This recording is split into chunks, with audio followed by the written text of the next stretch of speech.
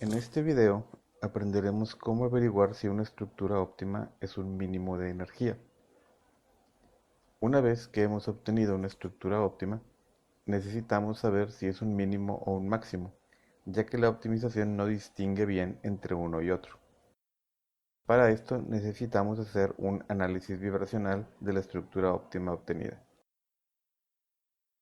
Un análisis vibracional es el proceso matemático equivalente a determinar el espectro de infrarrojo o de Raman de una estructura. Cuando una estructura es un mínimo sobre el perfil de energía potencial, todas las frecuencias calculadas son números reales.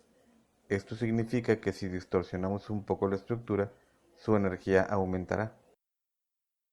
Pero si una estructura es un máximo de energía, entonces por lo menos una de sus frecuencias vibracionales será un número imaginario, lo que significa que hay por lo menos un modo de distorsionar la estructura que hace que su energía disminuya.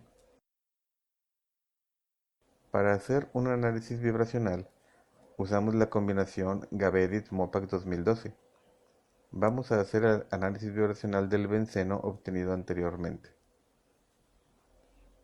Vamos a la ventana de construcción y cargamos la estructura óptima del benceno PM7.xyz.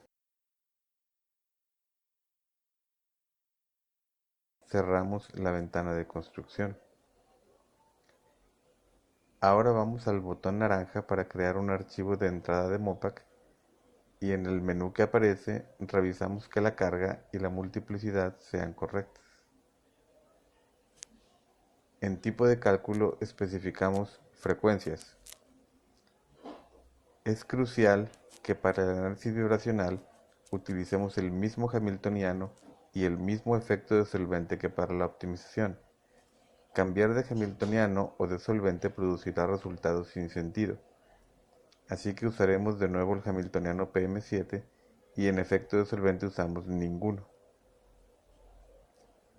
Pulsamos OK y vemos que tenemos un nuevo texto en la ventana. Aunque se ve muy parecido al texto del cálculo de optimización, en realidad hay un término nuevo, force, que es el que le dice a Mopac 2012 que haga un análisis vibracional. Hacemos el cálculo pulsando el botón con los engranes. Y en el diálogo que vemos, no olvidamos cambiar el nombre del archivo de NoName a algo más descriptivo, como benceno PM7 frex.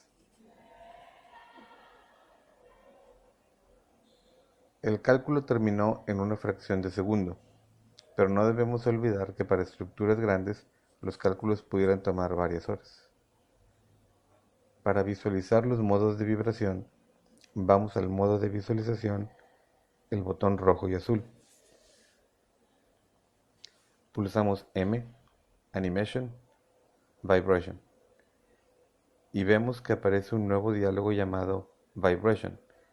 Seleccionamos esa nueva ventana haciendo clic sobre ella, y entonces vamos al menú principal, File, Read Mopac AUX File, y leemos el archivo benceno pm7 frex.aux. Ahora vemos la estructura y a su lado vemos una lista de frecuencias con sus especies de simetría y sus intensidades. Podemos acomodar la visualización a nuestro gusto. Entonces podemos seleccionar alguna frecuencia vibracional y animarla con play. Si acaso nos parece que el movimiento no es fácil de ver, podemos exagerar los desplazamientos cambiando el valor de scale factor. O podemos girar la molécula para ver los desplazamientos mejor. Alrededor de 1200 centímetros a la -1 encontramos el modo llamado la respiración del benceno. Y es bastante obvio por qué se le llama así. Existen 6 modos de vibración que no son vibraciones reales, sino que son traslaciones y rotaciones de la molécula.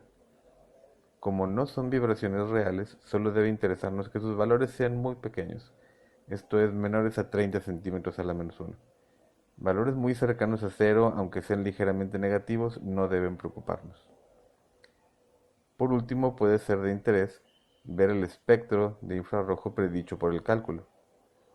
Para esto vamos a Tools, Draw IR Spectrum y vemos la imagen que resulta. Puede ser necesario hacer algunos ajustes. Una vez que tenemos el espectro presentable, podemos exportarlo como imagen. Para esto usamos el botón derecho sobre el área del espectro, Export, SVG o PDF. Comparando el espectro calculado con el experimental, vemos que la semejanza es solo cualitativa.